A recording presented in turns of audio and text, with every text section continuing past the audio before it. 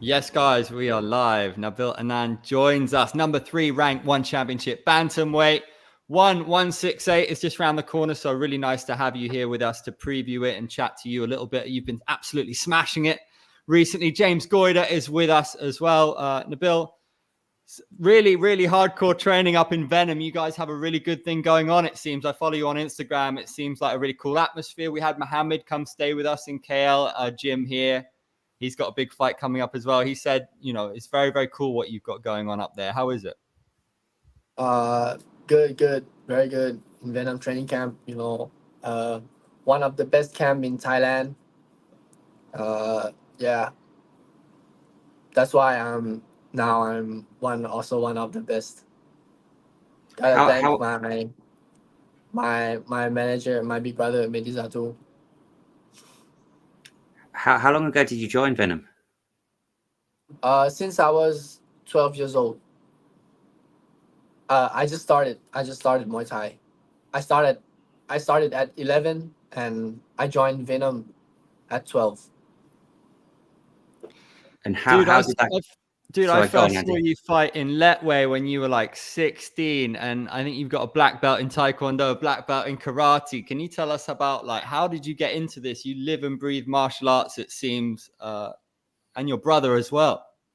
Yeah. So at first I just started karate because my father just wanted I do something. I was in school. He just wanted I do some sport. So he just put me in karate and he always asking me if I like this sport, and I like it. I like it. And then I just wanted to do something more. So I started taekwondo also. So I did both at the same time. And at the age of 11, uh, my father bring me to Muay Thai, and I prefer Muay Thai more than karate and taekwondo. So at the age of 12, I stopped karate and taekwondo and I focused on Muay Thai. And that's when my career just started. So I'm just trying to pull up your fight with Felipe Lobo, man. You must be absolutely flying at the moment. How pleased were you with that performance? That was arguably the Uh, biggest win of your career, and now you're number 3.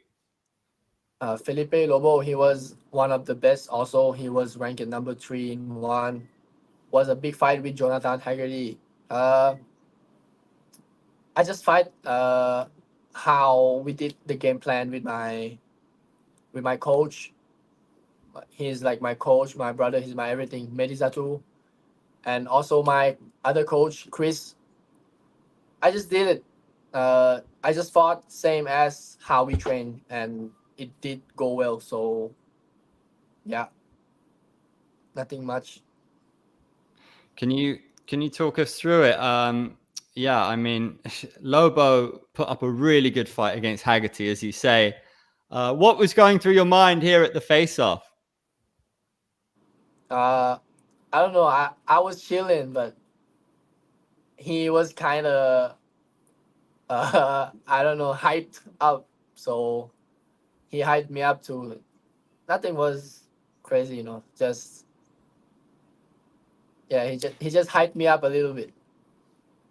But I'm younger, so big respect to Felipe Lobo. Did you feel any pressure? A little bit. He wanted to test me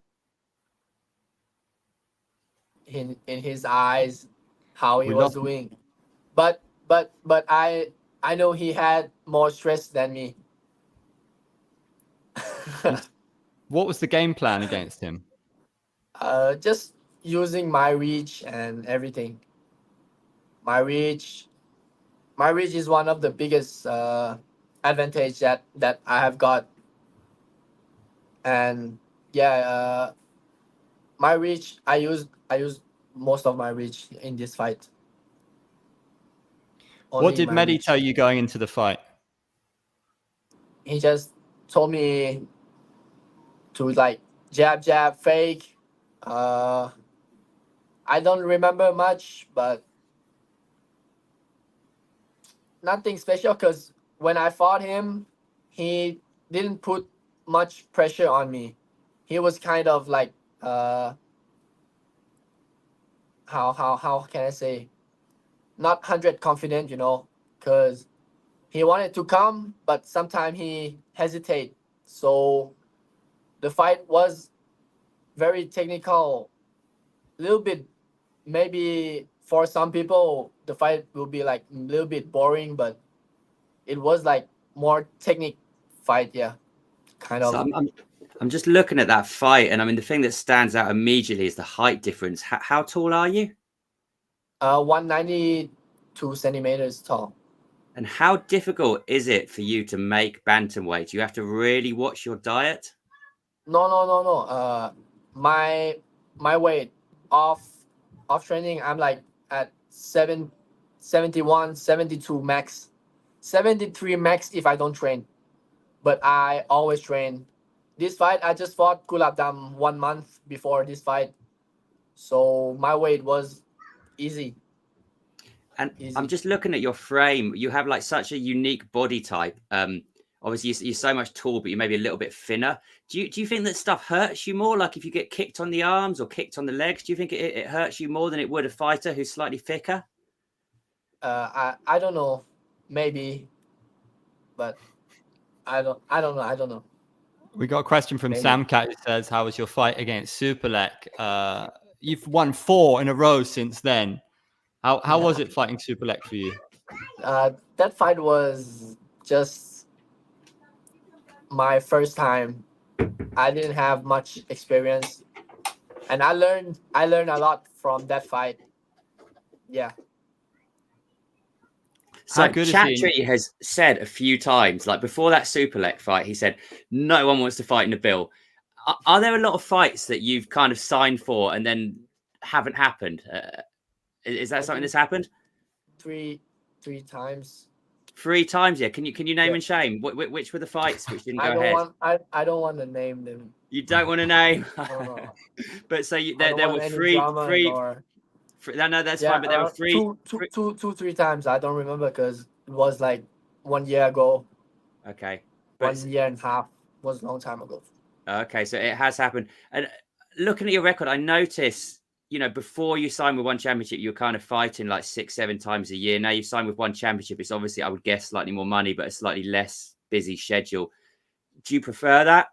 Are you happier kind of having 2 or 3 months to prepare for a fight, or would you rather be fighting like every month? Yeah, it's more professional for me. I got a more time to prepare. But now I'm fighting like every month.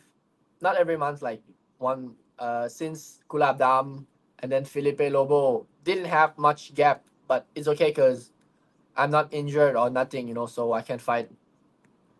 But if I fight one time every 3 months, it's okay too. For me, it's good because I got more time to prepare myself. I can be 100% in every fight, So yeah. Do you think you're leveling up? You've fought some killers ever since you got into One Championship, and you seem to be getting better and better. You're only 20 years old. Do you feel that? Yeah, I can feel it that I'm progressing in every fight. Everyone is telling me too, but I got a lot more to improve, and yeah, there is a lot of better guys above me. Nong O, Nico, Jonathan Haggerty, and now Superlek is fighting Jonathan too.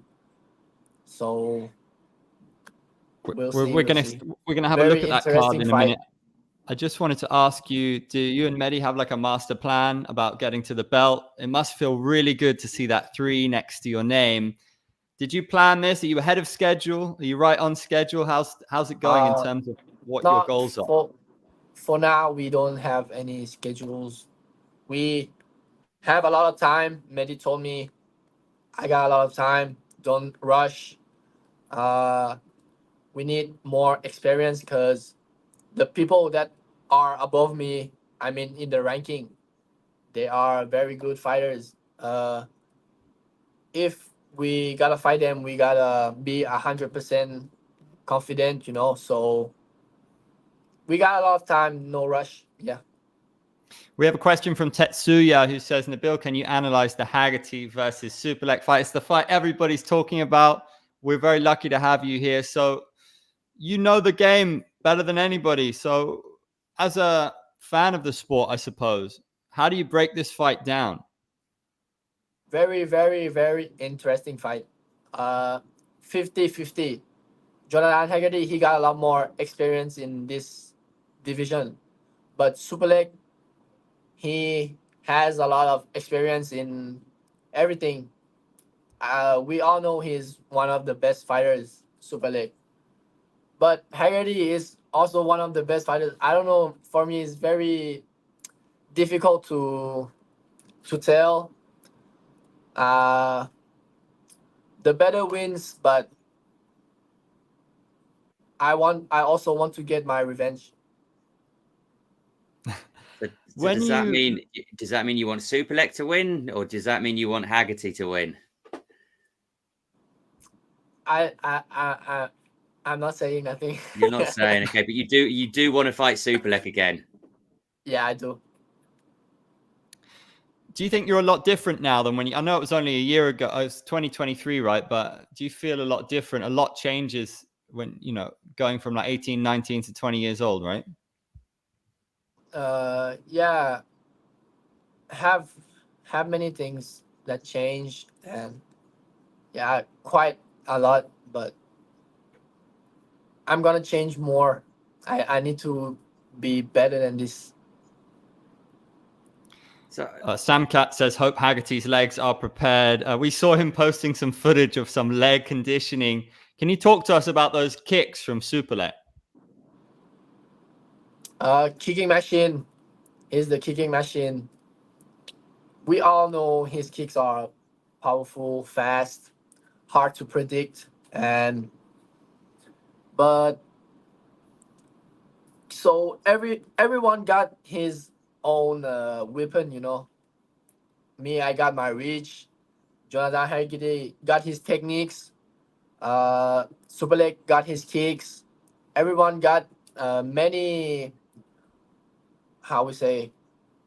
got his own ways got his own techniques. So the one that use his techniques better, the ones is going to win. In one championship, it's not like when you fight in 5 rounds. 5 rounds stadium in Muay Thai. In one championship, you gotta be strong in everything. Gotta be powerful. Gotta have techniques. The better in one championship, if you are better in strength, if you are better in technique, you're gonna win for sure. There's no, it's hard for me to explain, but if I can explain in Thai, it will be better, because I speak Thai better than English. So sorry, guys. No, that was pretty clear. Superlek the other day said, look, can I remind everybody that I know everyone talks about my kicks, but I'd like to remind everyone that I'm also really good at elbows, which I thought was pretty interesting. How did you find the elbows when you fought him? And have you gone over it in your mind how you're going to beat him if you get that rematch? I'm not telling how. I can't tell. He got you with that body shot, though. Is that presumably that's the weapon that everyone tries to get you with? I would guess based on your body type. Why do you think that Superlek was able to succeed when previous opponents hadn't been able to? First he got me in the corner. He got me here, and I didn't have time to recover. In the corner, and then he saw that I was touched. So he followed me, and he went to the body and then got back up, and that's how I haven't been able to get up. So I see. So it was actually he'd already hurt you with the headshot, and so the body shot wasn't really the moment that changed the fight. It was the headshot. That's interesting. Thank you. What do you make of? Have you experienced training or competing at elevation before? A lot of the talk pre-fight is that Superlek only just arrived in Denver. And as somebody who's very excited about the fight, I was worried about him. I think you need a lot of time to prepare. Haggerty said his first 20 kicks on the pads when he arrived in Denver, he went pale white. What do you think that impact is going to be on the contest? Because we know Superlek's gas tank's incredible, but elevation's different gravy, right? That is one thing that for sure is gonna make some difference. But I have seen some videos in TikTok, Superlek kicking pads like 50 kicks, and he got it. He's not like tired or nothing, you know. This was in Denver, was it? He's already in Denver, and he was doing this in Denver. Yeah. Wow, okay, that's The interesting. video I just saw before this interview. Just saw the video before this interview. But I don't know, maybe we gonna see 5 rounds if he can keep up, you know. 50 kicks is just 50 kicks. You cannot compare 50 kicks and fighting on the ring. It's not the same. What do you like about Jonathan Haggerty? He seems to have got better and better, and the move to bantamweight has been really good for him. He's a very good fighter, very technical fighter. He can adapt and fight to every kind of fighters.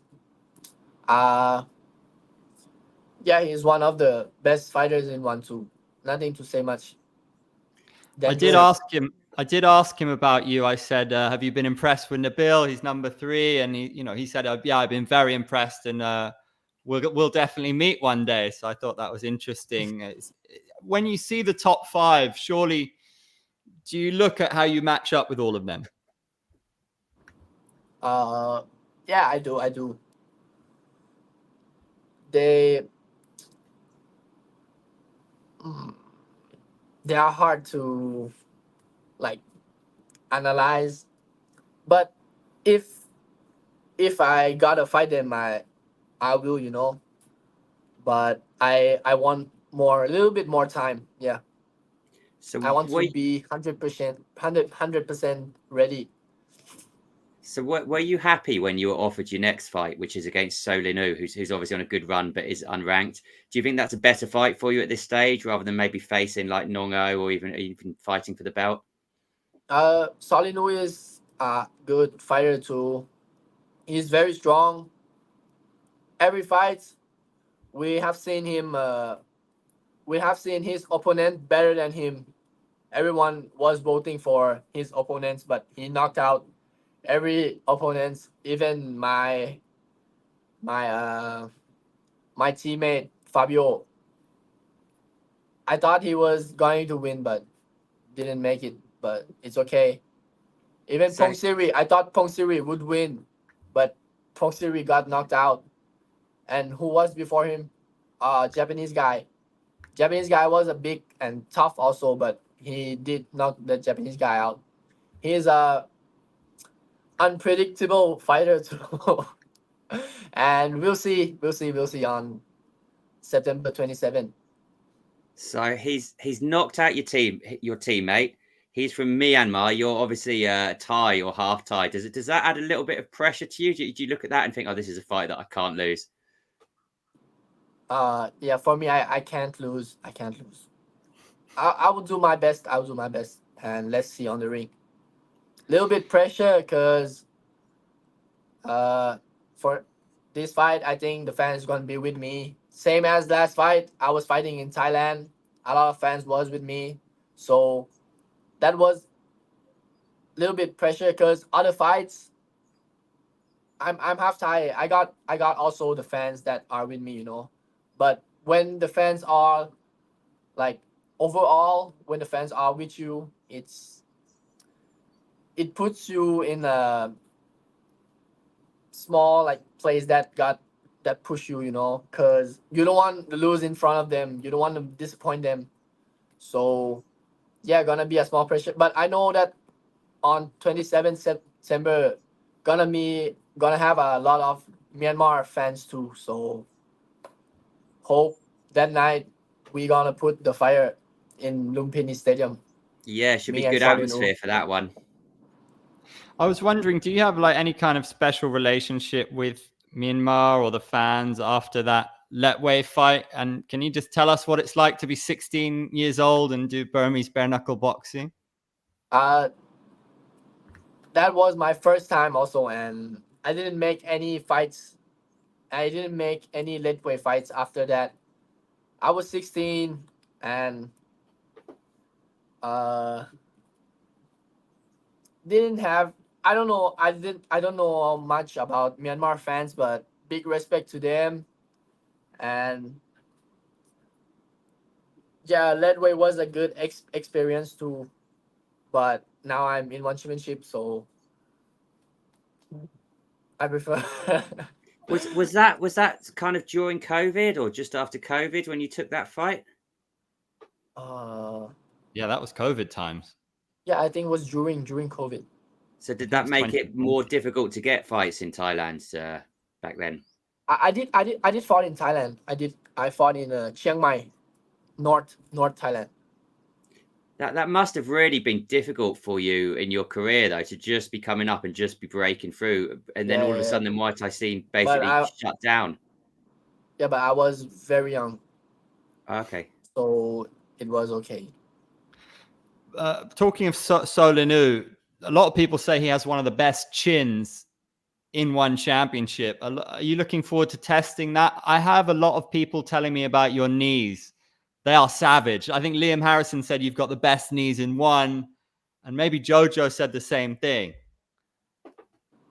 Is that going to be a key weapon against Solinu, do you think? Maybe, why not? I don't want to say much, but I got my game plan, and we're gonna see on September 27. Maybe he can handle the punches, but knees and punch, I don't think those things are the same. I think knees got a lot of more power in than the punches. So let's see.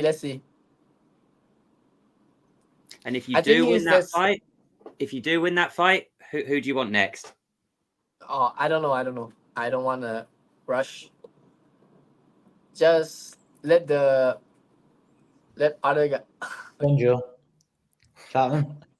What's up, Nico? How you doing? Good, mate. Thank you. How are you? Yeah, very good. Well, we have two of the top 5 bantamweights in the world. Very good to have you. We were just chatting about Nabil's next fight, Solin U. What do you think of that one, Nico? Yeah, I seen that. I picked Nabil for the winner, of course. Although I think that guy's quite hard to hurt. But personally, I don't rate him so highly. So I think it should be a reasonably easy fight for Nabil. With that being said, he just has to be careful that he doesn't hurt his hands or anything, because it looks like the guy's fucking head's made of rock or some shit. So Pretty much. Does that sound about right, Nabil? Yeah, he's right. Maybe I'm going to use my knees instead. I think that's wise. I won't use my punches. I don't want to hurt my hands. What did you think of the Lobo fight? Did you catch that, Nico? I did. I wasn't surprised. Nabil's just getting better and better each fight, and I've already said this. Haggerty just made Lobo look good, and Nabil showed everyone that Lobo's average. So, well, we've got now you at number 1. How excited are you to see who you're going to fight next, Nico? Big fight on the weekend. Where are you going to be watching? I'm going to be watching from Florida. What are you doing in Florida? I'm doing some seminars, but I'm also going over for a vacation. So,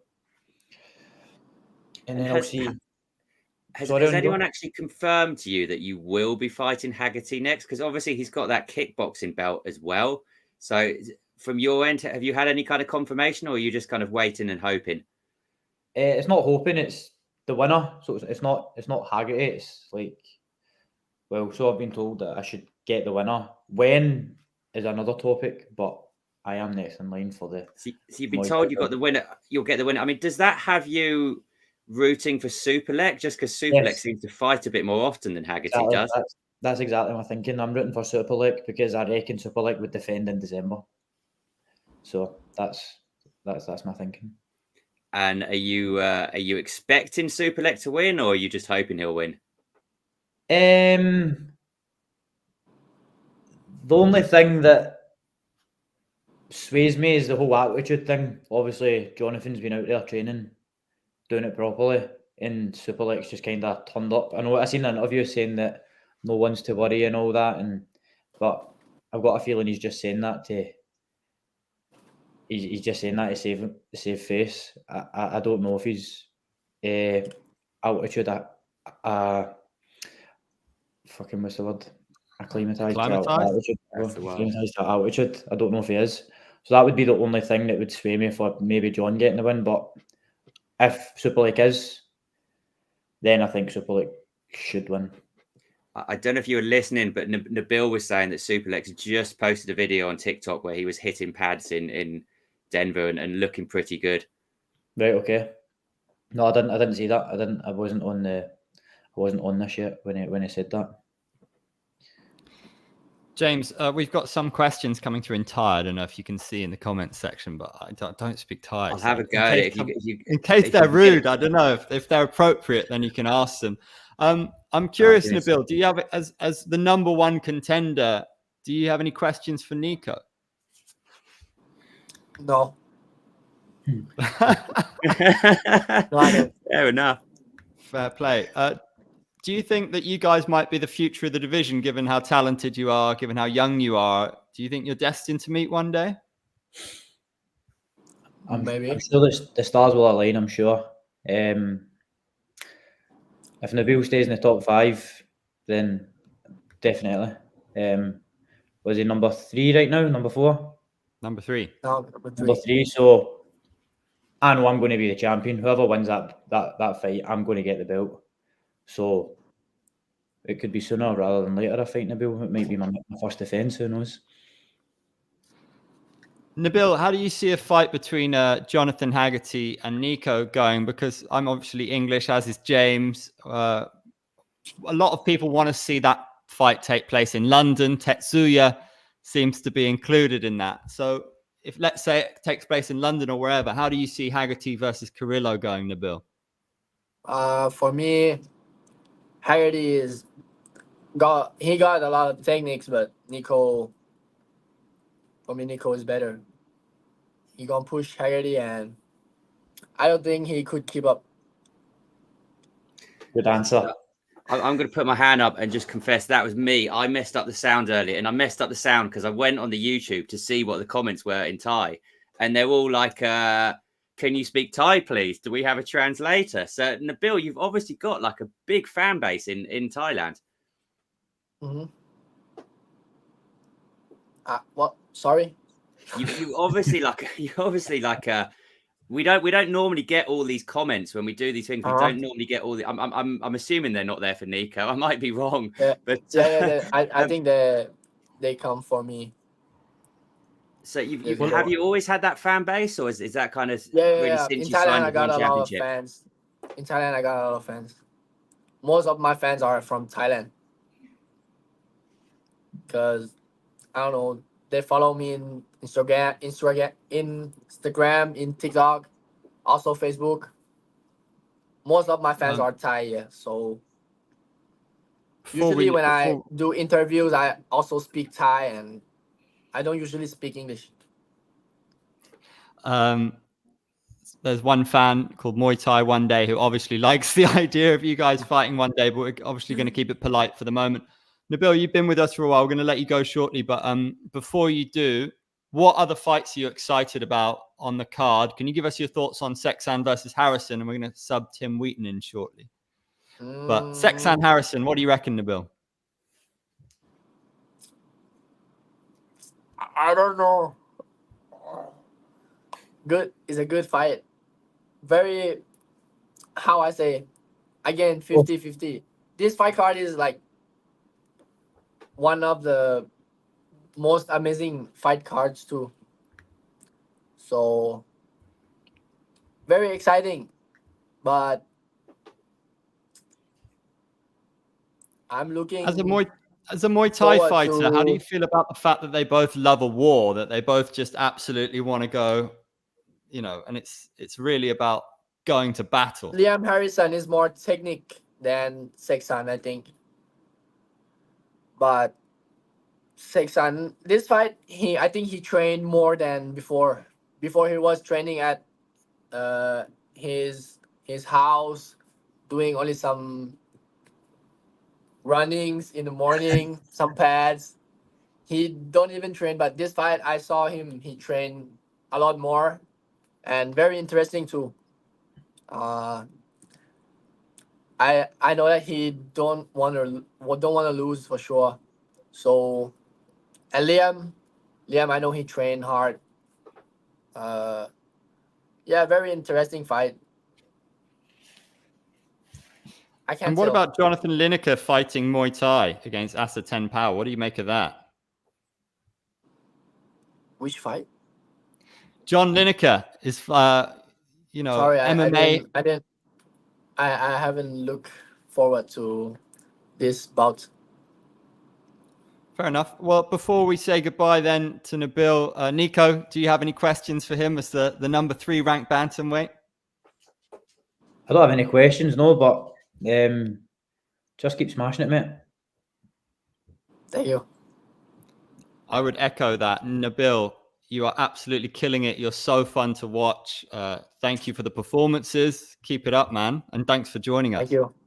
Yeah, thanks. See you. It's great. Bye, guys. Yeah, It's bye-bye. great to have a Thai fighter on who speaks like perfect English from our point of view. It's brilliant. So thank you very much. And I'm sure we'll be speaking to you again. Oh, he's gone. Absolute legend. Nabil Anane, he's killing it. And now we have Tim Wheaton in the mix from What's going on? Low Kick Oh, MMA. thanks for What's going on? pumped to be here. How y'all doing today? Yeah, man. Good, thanks. For Saturday. Oh, yeah, it's a nice day. No, Nico, I've had a bone to pick with you for quite a while. Okay, man. Please. You fought with the stark direwolf on your shorts. Your name is King of the North. In both Yes. A Song of Ice and Fire and Game of Thrones, sir, it is King in the North. Someone must have brought Yes. this up to you before, right? Yes. Tell me everything. Okay, what happened here? I don't actually remember as such, but to answer your question, I'm a massive Game of Thrones fan and a House Stark fan and a Jon Snow fan. And in the UK, Scotland is in the north, England is in the south. It makes sense. It makes sense. I'm with you on that. No, I did.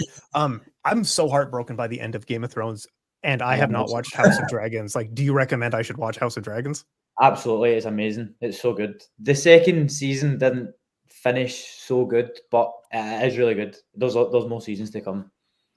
All right. Sorry, guys, I took over there. Go ahead, gentlemen. That's you good can to have see you, from the man. comment. Pete Any Knox has a questions? question. He Any says, good guys, questions? can you let Nico know that he has a lot of Thai fans who want to see him get a title fight? He probably got fans all over the world. Have you been getting a lot of love, Nico? Have you been getting a lot of positivity recently and people kind of rooting for you to get that title shot? Yeah, well, just whenever I look online, it's a lot of everyone just keeps saying Haggerty's ducking me, and that's just really all I see online, to be honest. Not a lot of anything else.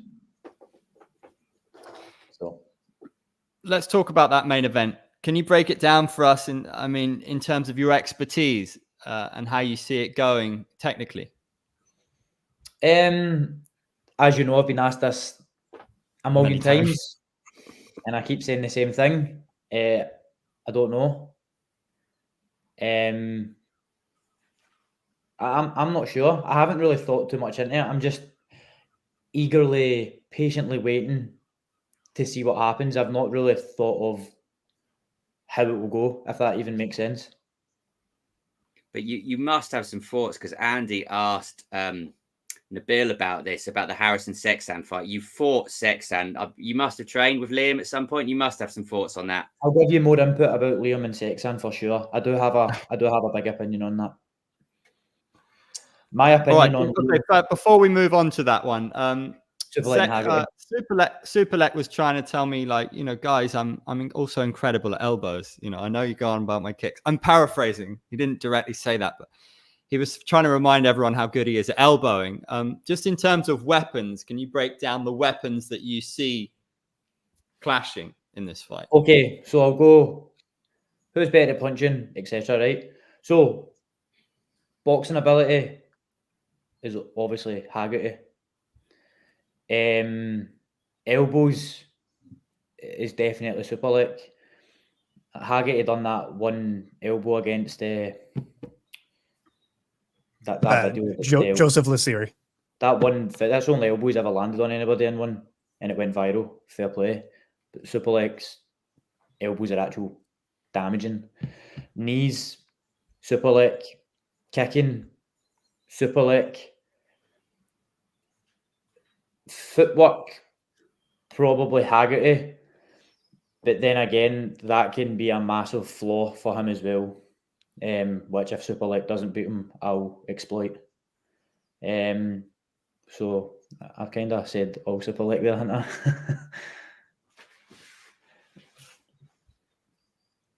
Fair play. So you're in Florida. You're doing a seminar over there for this. Oh, nice. Was it in the conversation to have you sat ringside at all?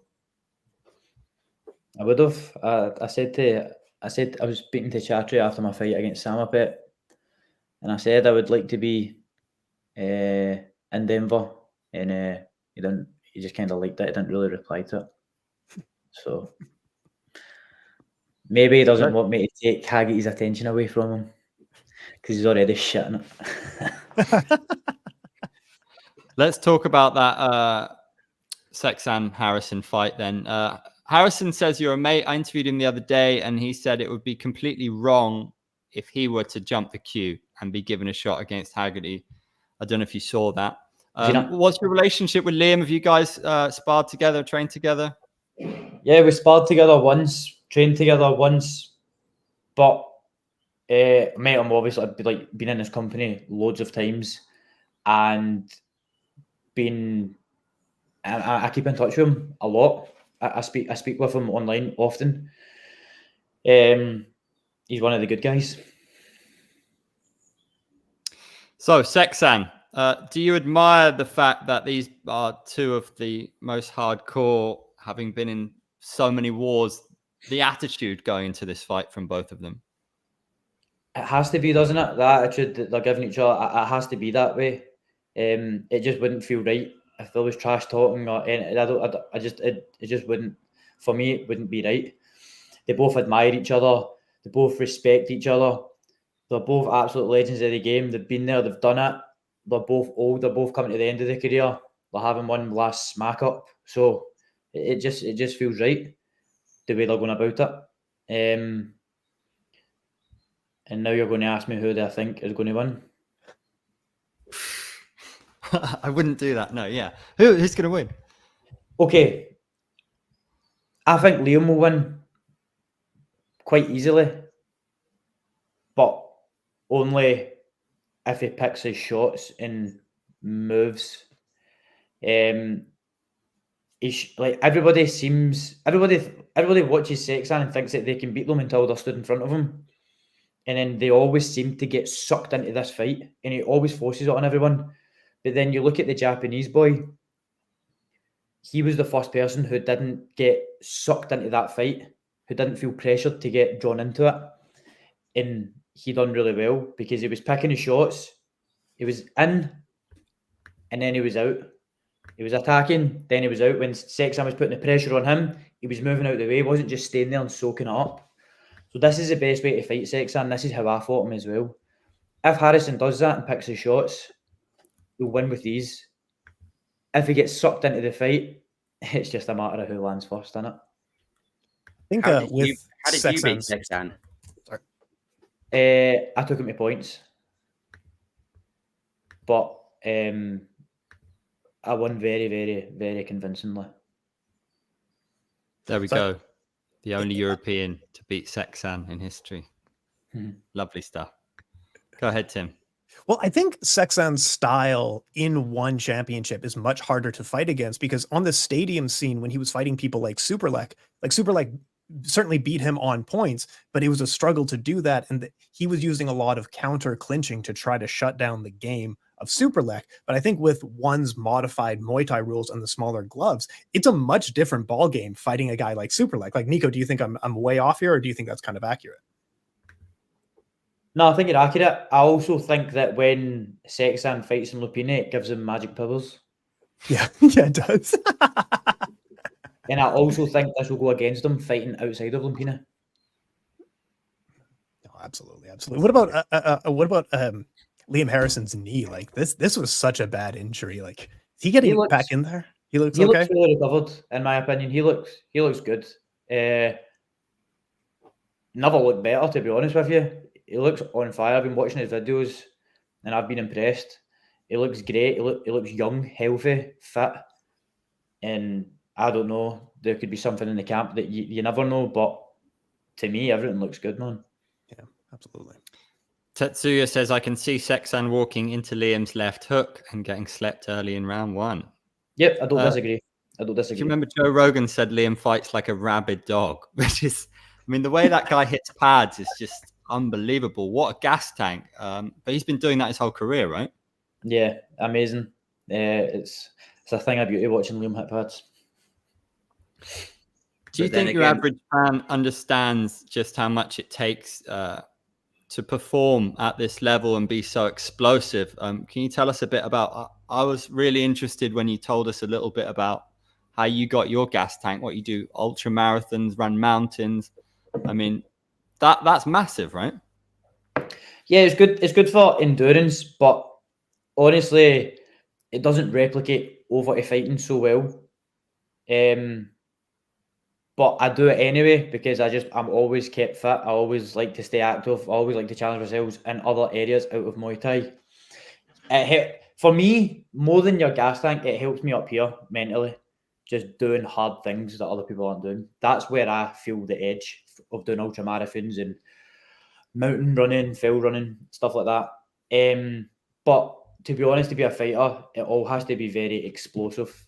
It all has to be really, let's say, scientific how you train. I would never go and run 20 miles while I'm in fight camp because it just wouldn't cross over. It doesn't help me for what I'm trying to be. Really explosive. I'm trying to be explosive for a full 3 minutes without lactic acid building up and making me tired. So essentially, I'm trying to combat lactic. I'm trying to flush it out quicker than it builds up. That's the whole purpose of like getting ready for a fight. Really, is fighting that lactic acid build up. That's how you stay explosive. What would you do if you were out in this kind of event? Would you get out there 4 weeks early? 100%. As a massive ultra running runner, I know all about Denver, Colorado. All the hardest 100-mile runs are there, and people get polymery edema, which is altitude sickness, and it's when you don't get enough oxygen to your lungs, and it's super, super bad. So it is. So I would definitely be out there 4 weeks before. Last time I spoke to Jonathan, it was last week, and he said that you were next, like for sure, and like it's got to happen, right? But then the Muay Thai one day says Haggerty said in an interview that Nico says too much about Haggerty. He would knock out Nico in the second round after defeating Superlek. So, would want your reaction to that one. I'll talk. So I'll talk until he signs a contract. That's all he's been doing for the last year and a half, innit? Is talk. But it's interesting you say that because I haven't heard him talking about you as much as you think maybe he would. It was almost. I don't know. I mean, is that something that you picked up on, or? Exactly, he's not been talking now because he doesn't want to build a fight. But before Lobo, he was doing a lot of talking, and ever since he's not been doing too much of it because he doesn't want to build a fight with me. He wants to go over to MMA. He wants to drop back down to flyweight. He wants to fucking fight Tom, Dick, and Harry before he fights me. So Yes. Tetsuya says, I actually want to see Nico go up and fight Tawanchai after getting the bantamweight belt. I'm tired of seeing the weight bully comments. Any thoughts on that one? Tawanchai is one of the greatest technicians I've seen in the modern era. What a fighter. But what a fight that would be if you did fight him. Yes, that's the plan for me. Get the bantamweight belt and go up to featherweight. That's my goals. I have said them. Now I shall try and achieve them. And he's called you a weight bully there. I mean, how tall are you? 179 centimeters. So you're a fair bit shorter than Nabil, who we had on earlier. How is it difficult for you to make bantamweight? Do you think you're going to be there long term? I've been making bantamweight since I was 20 years old, 21. I'm still making it. That's the weight I fought at. That is the weight I fought in. I fought before I signed to one, and I'm still fighting. If you did decide to move up to featherweight, it would be because you chose to, rather than because you needed to. Yes, absolutely. It was just to shut a few people up, a few critiques. That was the only reason, and because I know I can still bang people out at 70. So if you got the bantamweight belt and you went up to face Tawanchai, would you just go between both divisions? Is that the plan?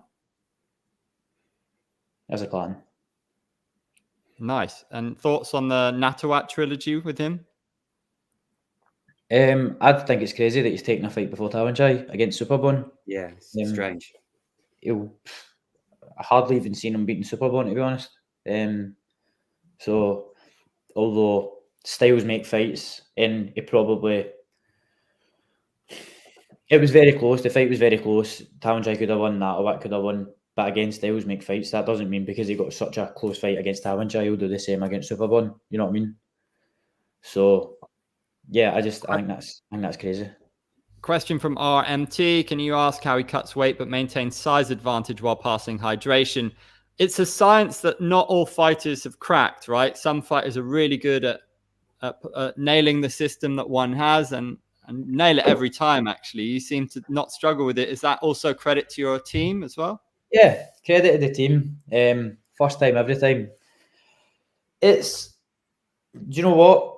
Training's fun. It's hard, but it's the fun part. Cutting weight, staying on a diet for 6 weeks, however long you stay on a diet, that's the challenge. People get it twisted. They think that, training's so hard, etc., right? Being in the gym, preparing for a fight, yes, it's very hard, right? But what about it's what you do and all the other hours outside the gym? That's what make athletes great. Sticking to the diet, day in, day out. That's what's difficult. So for me, the answer to that question is mindset. That's how the best can make the weight, keep their size, etc. And that's how other people are failing all the time because they don't have the mindset to keep the diet. They don't have the mindset to cut out the carbs and the salts on fight week. They feel too lethargic, I need to eat some rice. Bullshit, man. It's all in here. Another question from on the comments section. In your opinion, who's the harder fight for you between Superbone and Tawanchai? I'm going to say Superbone. It's quite scary how he lifts his leg up. The more I watch Tawanchai in his last few fights, everybody's got flaws. And when you just watch someone who you aren't going to fight or anything, you just admire them and you just enjoy the fight. But when you start thinking that I could possibly fight him, you start watching them in a different manner and in a different perspective. And now when I do that with Tawanchai, I see that he's also flawed.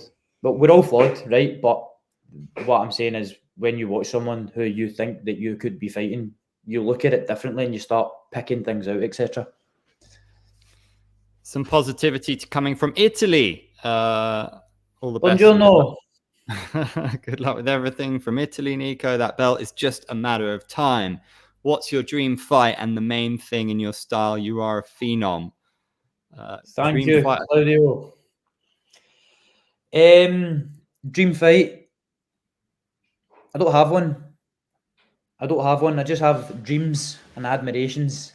I don't have a dream fight. And the dream is to get the belt and the next one, defend it, be a great champion and be a great inspiration to people. How do you feel about Superlek as a bantamweight?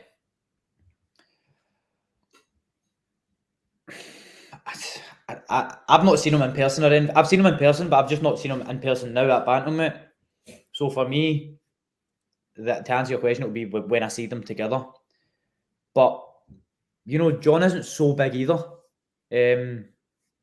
So they are quite similar in size, height, etc. John will probably be a little bit stockier. But I mean, just for me, it's like someone coming up 10 pounds. How can you let someone who fights 10 pounds lighter than you beat you? That's and he's the greatest. Like Superlek's awesome. I'll never say a bad word about him. There's total respect there. He's awesome. I love him. But you're 10 pounds lighter. You're not. You can't come up here and. That's my opinion. He could come up and absolutely blow him away. So. Is he going to struggle against your power? I mean, because you're very powerful and very big in this weight class. I'm going to have to say yes. As you know me very well now. I always back myself. So. Yeah, you absolutely have to. Exactly. Or else you're in the wrong spot. How much of a martial arts fan are you? Like, are you just looking about relations to your goals and you're looking at Haggerty Superlek, thinking about who you're going to fight next? Is there other fights on the card that interest you? Do you watch MMA? Yeah, I watch MMA. Big MMA fan. I said this to you before, I'm a all eggs in one basket kind of guy. I have many goals and many things I want to do in my life. But for me, the reason I've became successful and good at what I do is because I always just go one step at a time. Like this. And I'll put all my focus into this. And then when it's done, I'll put all my focus into this. But I don't do this though. I never look too far ahead. So right now, all my focus is on Haggerty Superlek winning who's next. So when are you back in Scotland here? I'm in Scotland right now. I'm leaving tomorrow morning. I thought you were in Florida, aren't you? Sorry. I'm leaving tomorrow morning. Oh, gotcha. So I'm over in Edinburgh here. So I've trained at Hanuman. I've gone up to higher level MMA here. Whatever you folks are doing at the Muay Thai Academy in Glasgow, it's unreal how many impressive fighters like Stephen Irvin and yourself. Yeah. Like, what are you guys doing different at that gym?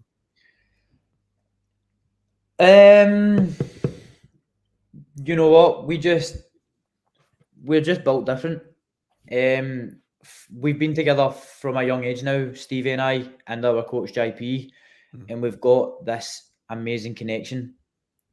And we bounce off each other really well. We're very competitive with each other. We bring each other up. And a lot of credit must go to my coach, JP Gallagher, because in my opinion, he's the best coach in the world. He's only 27 years old. He's just a brain box, and I place a lot of my trust in him. Yeah, a lot of incredible talent out there. Can I come out there and train with you guys and we can film it and then everyone can laugh at how good I am at Anytime, mate. Anytime. If you can catch me in the country, then yes. But yeah, you're a busy guy. You're always in and out. Maybe we'll do some Monroe running. Like that'll be that's something where maybe I can keep up with you on Saturday. So I did. Bro, hit me up. Let's do it. I'm down. Let's do it, bro. Tetsuya says, I'm sensing that Nico actually wants Haggerty to win so that he'll be the one to KO Haggerty. I might be wrong. I do. I want to be the one that takes the belt off Haggerty. I've said that a million times. It's not new news. You know what I mean? But again, he won't defend right away. He's already saying he wants to go and defend his kickboxing belt now and stuff. So I want to fight. I want to fight for this belt in 2024. Can we ask you about some of the other fights on the card? Are they on your radar at all? For example, like Jojo Ghazali, a lot of hype behind him. He's got his first loss, trying to come back.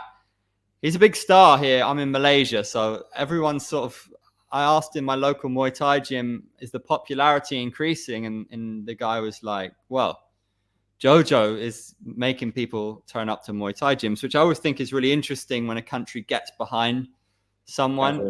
What do you think of Jojo? And do you feel similar things happening in Scotland behind you guys? Yeah, I do feel similar things happening in Scotland as well now. Definitely.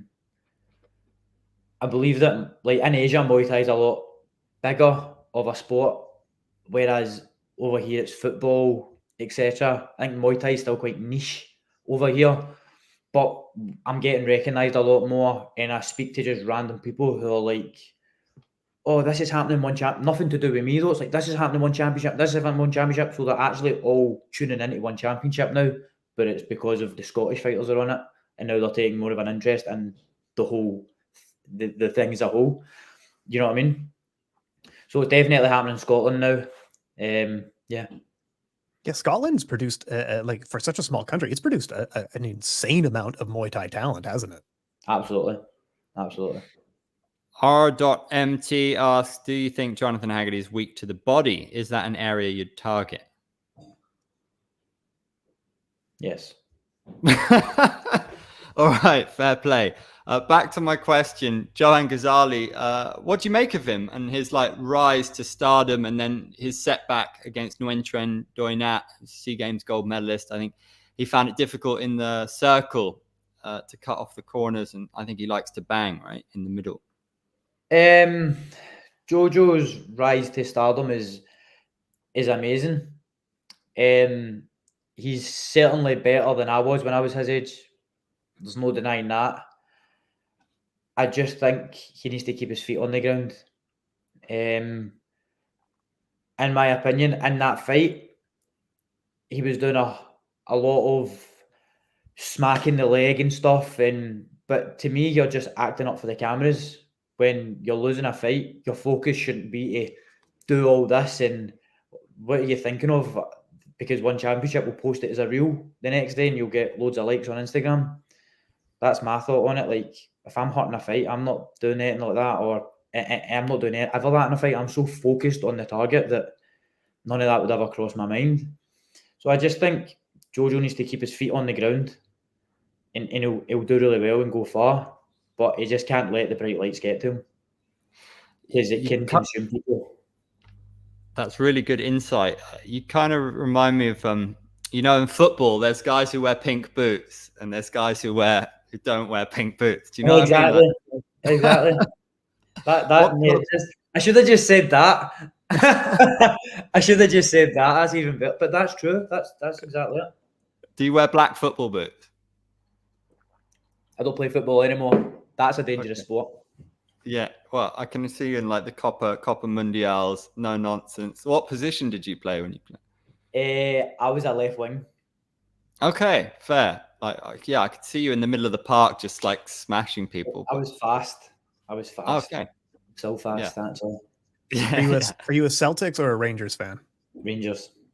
Unfortunately, I was gonna say that's controversial. I think you're the first Rangers fan I've ever met, bro. Well, the best looking, also, I hope. I'm joking. Nah, Rangers are absolutely shit right now. It's a heartbreaking subject to even talk about. So, can I ask you, at 34 years old, John Lineker has come to your sport. What do you make of that? John Lineker is going to be fighting Muay Thai in Denver against Asaten Pao. Is that intriguing for you? Nah, not really. Okay, we're really hyping up the preview for this guy. What about you, Tim? Oh, so excited. Oh, god damn. Fucking everybody keep their eye on this one. This is going to be fucking excellent. There you go. That's the spirit. Tim, no, John Lineker comes in. Oh yeah, he comes in with tons of power. He's been feared in every organization that he's competed in for quite a while. Thing is that Asaten Pao is such a gamer when it comes to kickboxing and Muay Thai. And not only that, in this fight, he has such a reach and height advantage that it's going to be really tough for John Lineker to find any success. But John Lineker, what makes us such a fan of him is that one will go to him with any wild opponent, any wild rule set, and he goes, yeah, no problem. I'm there. Yeah. I'm looking to knock people out. But he's got nothing to lose. So it's like you're getting offered fights, and you're getting offered money. So why wouldn't you take it? Yeah, accept it. Absolutely. When I was talking to him, he said he when he got into the sport, he was inspired by Wanderlei Silva. And I was like, yeah, you didn't have to tell us. We know. It's very obvious. Not in your weight class, but can I ask you if is Johan Estupinan on your radar? Just because I think it's interesting that he's been placed on this card. He seems to really have that X factor. He seems very talented. What do you make of him? Is this a Colombian kid? Yes. Yeah, he looks good. Is he bantamweight? Flyweight. So what was the question then about bantamweight? What? He's not a bantamweight. But what is he? Somebody that has impressed you? Yeah, absolutely. Yeah, sorry, I just got my back up there. You said bantamweight, and I was like, "Where's somebody's fucking in my division?" Nah, yeah, he is. He looks good. He looks good. He's got that, like you said, that star, that X factor. So, yeah. Who is it he's fighting? Sean Clamico. Yeah, my money's probably on the Colombian kid. Yeah, I think so. Me too. We have.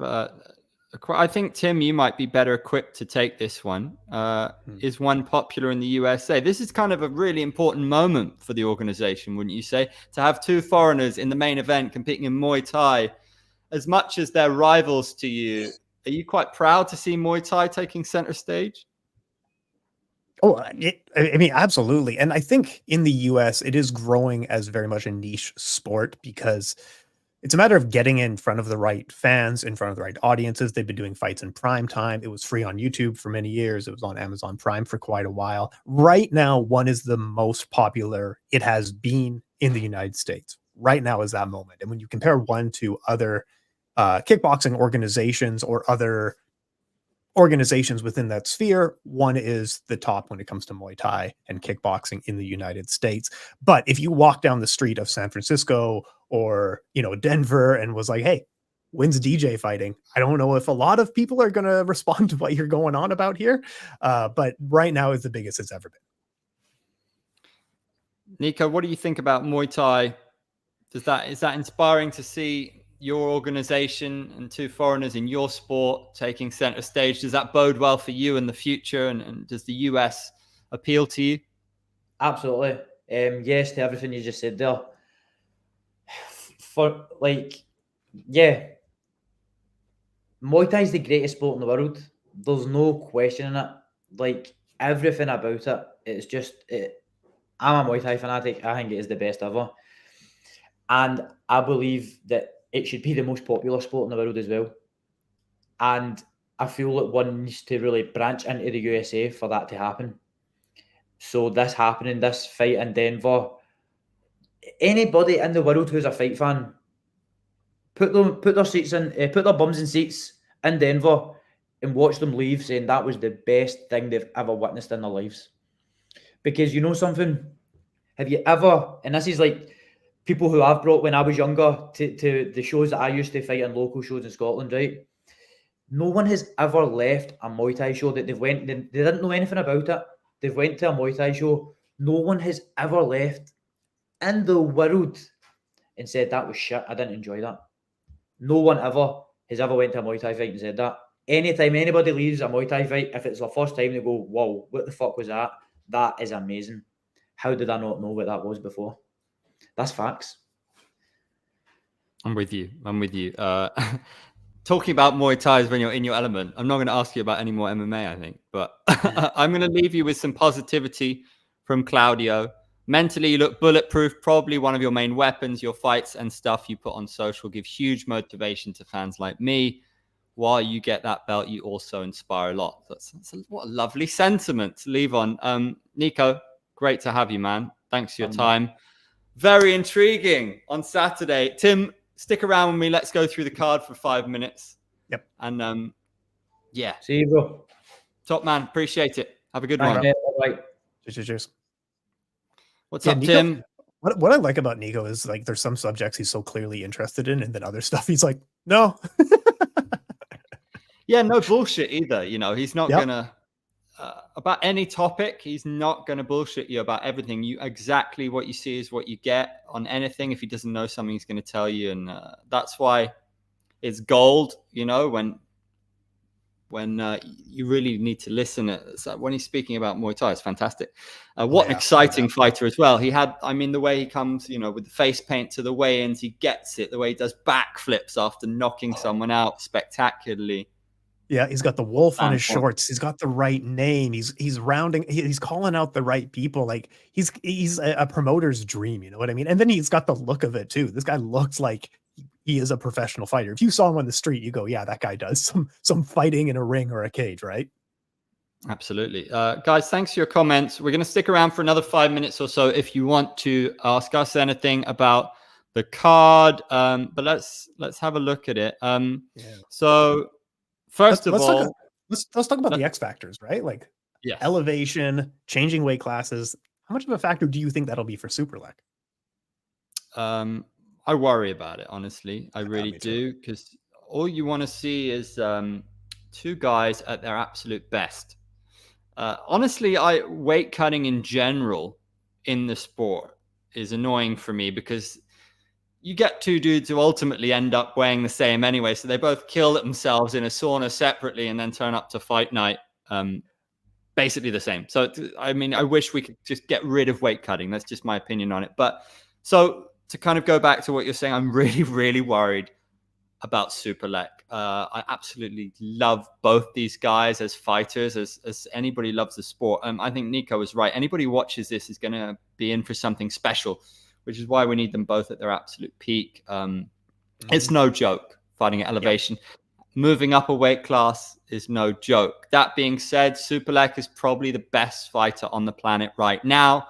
So it all kind of just makes it so intriguing. I honestly don't have a prediction. Some days I'm like, you know, John's going to pull off the spectacular. Other days I'm like, you know, he's going to get a right kick to the body. Superlek's going to gas in round 4. I don't know. Going to have to find out, right? What do you think? Well, yeah, and if this was in the lower weight classes in Lumpini Stadium, I would have a very different answer. I think Superlek is the more talented fighter. I think he's better with kicks. He's amazing with elbows, especially you saw that in their first fight. Can't get a ton of notes from their first fight because both were pretty young. Haggerty was really developing. But again, flying in 3 or 4 days ahead of the fight, elevation, new weight class, whereas Haggerty's been there for 8 weeks or something insane like that. He's been out training there. I just can't help but feel like this is going to be the Haggerty's fight. But again, if you do a rematch in Bangkok, I'm going to be picking Superlek every time out. Like it's just how much you weigh those X factors. Before we go back to that one, we do have two guys who probably should have asked this earlier when Nabil was here because they're teammates. But what do you think about Takeru Black Panther? Yeah, let's talk about Takeru Black Panther. Really, I couldn't believe this matchup at first. I was like, what? I know. Really interesting one. I think Takeru first fought in Thailand when he was 16. He fought a Raja. Never fought in Lumpini. A really big moment for Superlek because he took a lot of damage in that fight with Superlek. I think probably mentally that was tough for him as well. You know, he was in tears, and Black Panther is seriously just legit. What happens if Takeru loses this fight? Black Panther's won his last 3, coming off a knockout. You know, he's a talent. You know, he's young, he's hungry. This is such a dangerous fight for Takeru. Takeru is a legit star, man. You know all about Takeru. How do you break this one down? Yeah, and I think Takeru is just a year or two past his prime from where we were seeing him back in the late 2010s kind of range. But I think, like you said, that Superlek loss really was debilitating both physically and mentally for him because, like, Superlek was competing in Takeru's K1 rules fight in Tokyo, in his hometown, the place where he made his name under his rules in his sport, and then gets dominated. Like, it looked like they were in 2 different leagues, right? One was amateur, one's pro, is how that fight looked. But Takeru does need a win. But it was a little bit of a surprise to me, like you said, because, I mean, look, I don't want to get critical here because I don't know who's listening, but if I was a person who signed Takeru, who just sold out the Tokyo Dome 2 or 3 years ago, I'm certainly going to want to put him in Japan over and over again rather than having him fighting the 3,000-seater, 2,000-seater Lumpini Stadium. Of like, why did you sign him just to put him in Bangkok? But don't ask me that question. But it's a banger of a fight, and I think Takeru gets back in the win column. Rodtang certainly wins his next fight against Jacob Smith, and then hopefully we can have that match booked early 2025. It's a really tough match for him. I worry if he's his team. I don't think he has. If he wins, I think he gains a huge amount of respect from the Thais because they know that Black Panther's legit. Mm-hmm. On the global level, is Black Panther a huge name? Basically, Takeru has said multiple times, I came to one championship to fight Rodtang. If he loses this fight, is he going to get to fight Rodtang? But I guess he's thinking, look, he's going to believe in himself, right? And if he beats Black Panther, the Thais will definitely, they already respect him, but if he beats him in Lumpini, then he knows he's ready for Rodtang, and it adds extra sizzle to that Rodtang fight, right? They both kind of have fights coming up against, I mean, Rodtang's expected to beat Jacob Smith, right? And you and I like Jacob Smith. This is coming from Jacob Smith fans. Rodtang Takeru. That's the underdog going into that fight, right? But it's another conversation for another day. But you did say something there that I've been kicking around a lot with Takeru and his team of like, it just seems like, and with Masaki Nori, you kind of see the same thing of there might be a bit of a, I don't want to be critical, but a bit of a brain drain with Takeru and that gym that he has like in his basement. And we've all seen the sparring videos and the yellow thing in his basement there, but they don't really have a head coach. They have like a striking coach. And you see that with, he doesn't go into different fights with different game plans.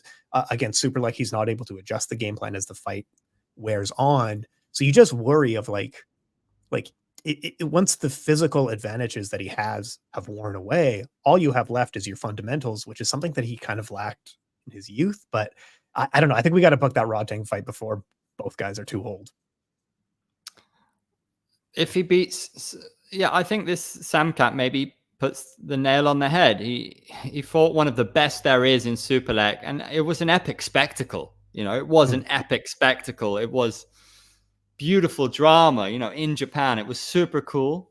And then if he's going to have to beat a very legit guy, to make his name in one. I mean, he's a huge name in the sport. He needs to sharpen himself. He needs to show that he's ready for Rodtang, I guess. If he beats Black Panther, then he will be ready. So, man, I can't wait. And I think Pete Locke, it. Yes, one Lumpini 81. My goodness, what a card. It's an absolute banger. I think we know that. Any news on Pampayak from R.MT? So we keep hearing rumblings that he's going to come back. He's now training at Phuket Fight Club. They have very cool jerseys, I must say. They have a lot of talent in that gym now. So the move, to me, is a good sign that he's preparing for something. I'm hearing rumors that he's coming back, but I haven't got any concrete news. I don't know about you, Tim. No, like you said, I think there was something 2 or 3 weeks ago where he had some agreement. I'm not sure if it was formalized, and then that had seemed to have fallen out. I'd love to see him back. He's such a talented fighter, and like of the fighters that we've seen Superlek fight in Muay Thai, Pampayak and Superlek are such great opponents for one another, and like that's why they fought 7 times with 7 different results.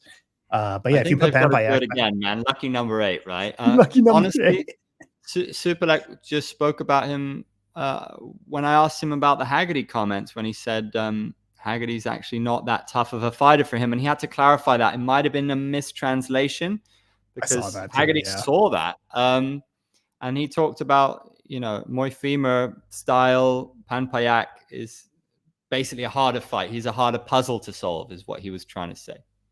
But but the video that one had cut up was them asking, do you think Superlek is a hard fight? And he was like, no, not really. Like, did they cut that dishonestly, or what was the deal there? I have no idea, man. You have to ask the editor. But, it made for a good promo, and I'm all about the drama. This fight sells itself, though, in my opinion, man. I can't wait. I can't believe we're so close. Anyway, let's go through some of the rest of the card, because I think it's only right that we do, right? What else? Yeah. Just give me a moment. What are you excited for overall outside of the main event? it's really that Liam Harrison Sexton fight. Like these guys, every fight out are getting the of the night bonuses for the tremendous fights that these guys always put on. There's fireworks no matter what's going on. Like Liam Harrison had maybe the single best, most exciting Muay Thai fight in history when they traded 5 knockdowns within 2 minutes. Sexton, like this guy is the must watch fighter in combat sports. Every time out, this guy's putting on the best fights of his life. Like every time he's getting the show bonus, and then he says, "Yeah, it's going to my kids' education." How many kids you got, dude? You can stop. You can retire anytime soon. I hope. That's funny. Okay, I have some bad news to break for Mr. Sam Cat, dude. I'm sorry. I'm so sorry. You missed this one. Cade is out. Cade got injured fighting on the Craig Jones Invitational. That being said, I saw Mikey post on his story. He showed a picture of his uniform and said, ready to go. Now, I might be putting two together and getting 5, but Demetrius Johnson is there as a meet and greet.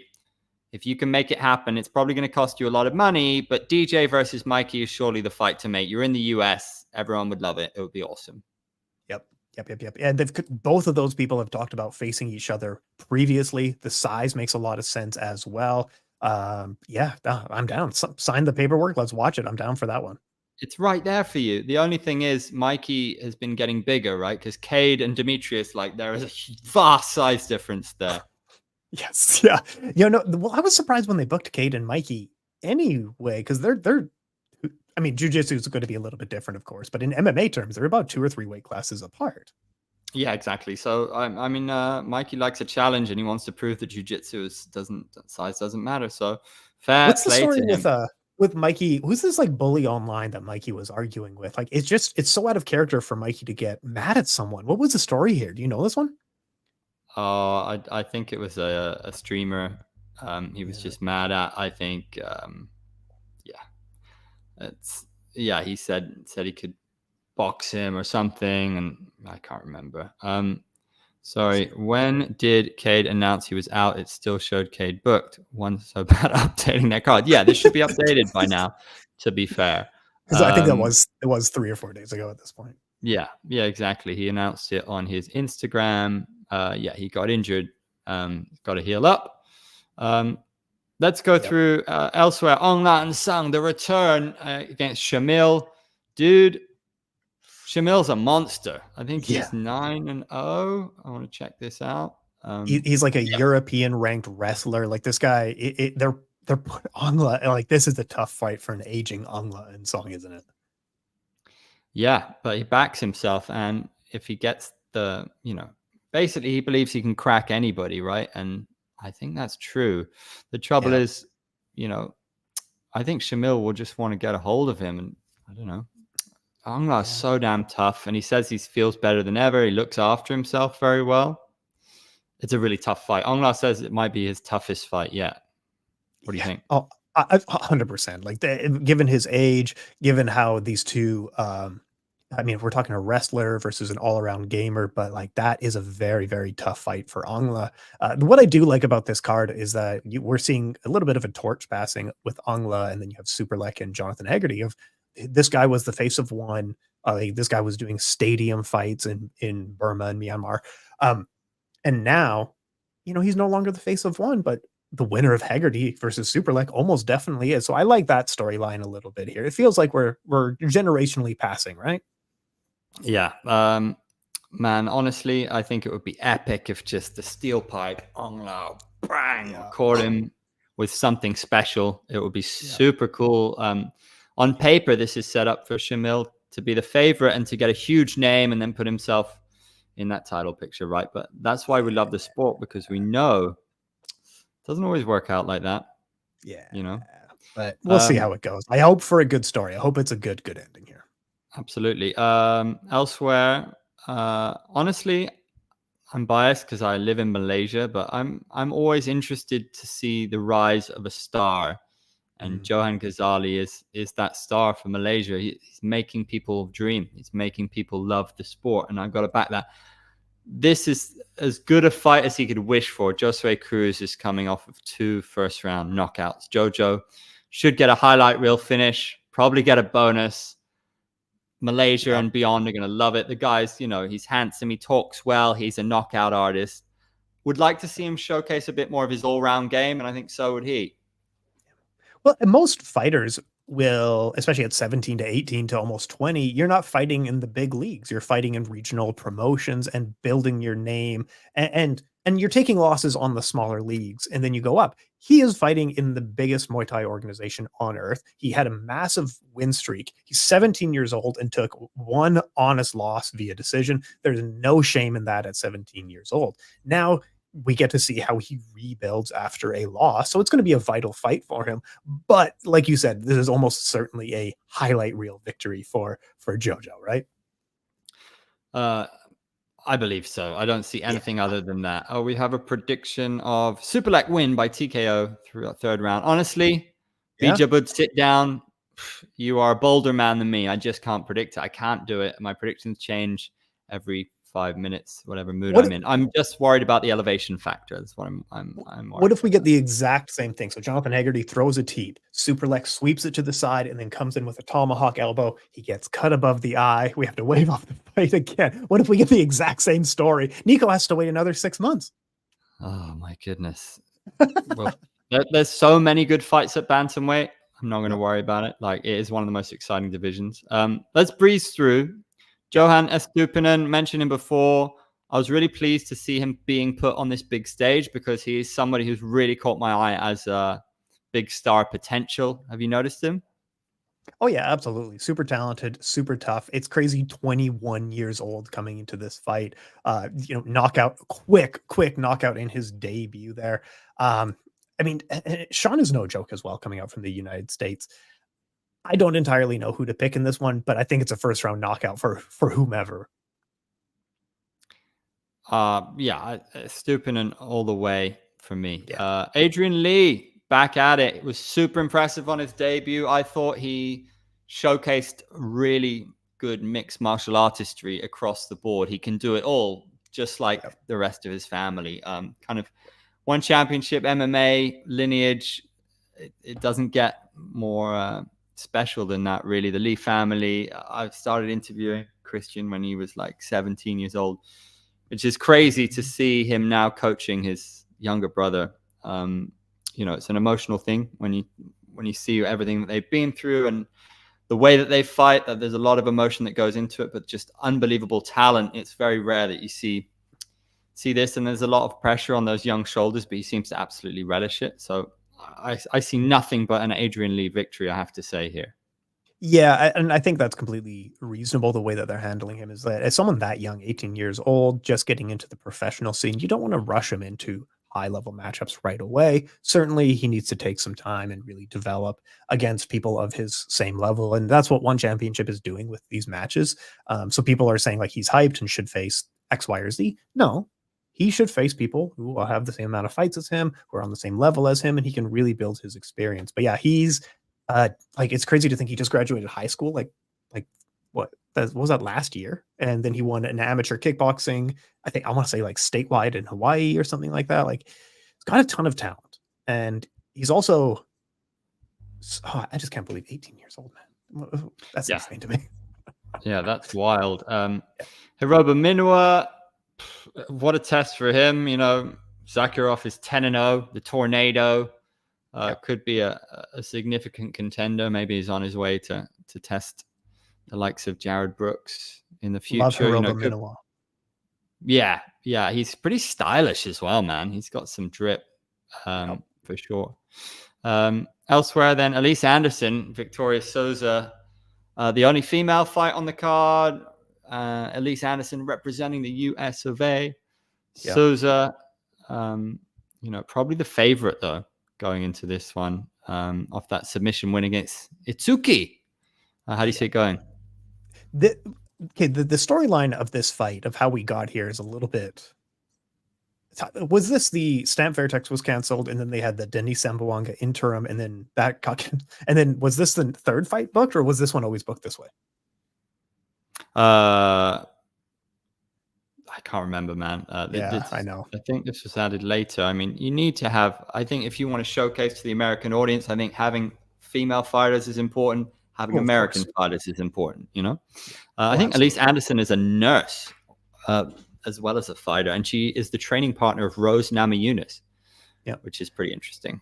Yeah, she likes dirt biking. Like she does some really cool extreme sports here and there, and really cool person. But yeah, she was coming in from the Invicta, and she was extremely talented when she was fighting Stan Fairtex and Itsuki Hirata. It's a tough test either way. I'm actually going to lean towards Elise Anderson in this one, getting a decision win here. That would be massive. We haven't seen her for a while. I think she's been out since, I mean, it's a couple of years since she fought Stamp. Yeah, I know. It's been a minute, hasn't it? Yeah. So, you know, Tetsuka is always good value as well. Wall to wall, it's going to be a very, very entertaining Saturday morning. I'm going to be over in Cambodia commentating. Where are you going to be watching from? UK? Yeah, I'm going to be watching in the UK. Maybe put some coffee on. It's going to be a little bit of a late one here, but yeah, I'll be watching from the UK here. Oh yeah, of course, the classic UK martial arts fans time zone ridiculousness. It's so bad. I was like, I'll get into one because I moved to Europe because their time zones are so good, and then one decides to go to the US, and just like, come on. It's been great to see you, man. Super cool show. Having 2 of the top 5 on. Thank you everyone for joining us. Thanks for your comments. We will try to rock a post show on Saturday. It's going to be a banger.